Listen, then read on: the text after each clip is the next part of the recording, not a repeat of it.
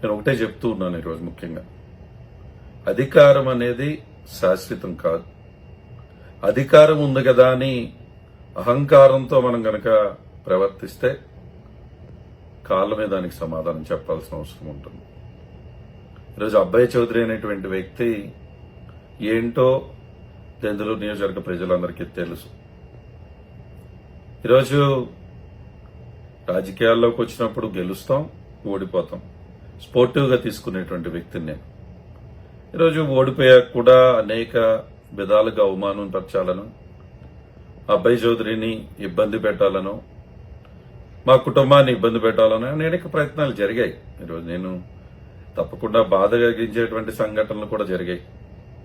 అనేక మంది మేము నివాసం ఉండేటువంటి మానంటికే వచ్చి మా తల్లిదండ్రుల లోపలుంటే రాళ్లు వేసేటువంటి కార్యక్రమాలు, లేకుంటే ఏదో ఒక అబ్బాయి చౌదరి ఎవడికో బాకీ ఉన్నాడని ఏదో డబ్బులిచ్చి ధర్నాలు చేపించే కార్యక్రమాలు గాని, అదేవిధంగా కొటారి కుటుంబాన్ని గనక ఇబ్బంది పెడితే తప్పకుండా నైతికంగా దెబ్బ కొట్టొచ్చని దిగజారు రాజకీయం చేస్తూ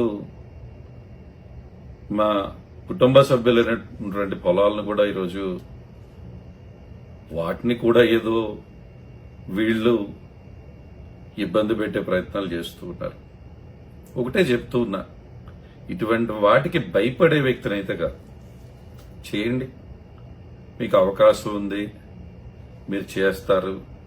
అధికారాన్ని అడ్డం పెట్టుకుని ఈరోజు ఏదో సాధిద్దాం అనుకుంటున్నారేమో. ఇటువంటి వాటికి భయపడేటువంటి వ్యక్తినైతే నేనైతే కాదు.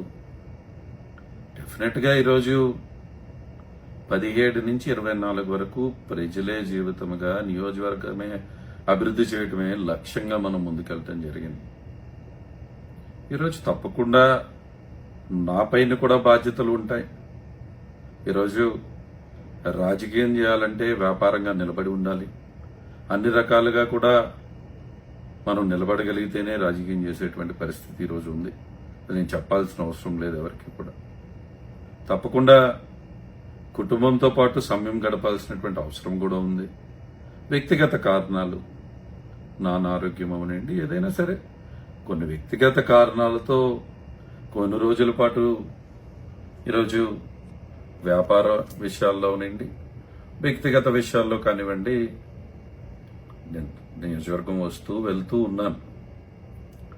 దానంత మాత్రాన ఏదో అబ్బాయి చౌదరి ఈరోజు పార్టీ మారుతున్నాడు అనేటువంటి వదంతులు సృష్టించే వాళ్ళకి ఈరోజు నేను చెప్పేది ఒకటే, దెందులూరు ప్రజల నుంచి అబ్బాయి చౌదరిని దూరం చేద్దామన్నా, అబ్బాయి చౌదరి నుంచి దెందులూరుని దూరం చేద్దామన్నా కూడా అది జరిగే పని కాదు. అది ఎట్టి పరిస్థితుల్లో కూడా అటువంటి పరిస్థితి ఉండదు. ఎప్పుడూ కూడా అబ్బాయి చౌదరి అనేటువంటి వ్యక్తి దెందులూరు ప్రజలతోనే, వారితోనే నా ప్రయాణం అని చెప్పి మీ అందరికీ కూడా మరొకసారి తెలుపుతూ ఉన్నా.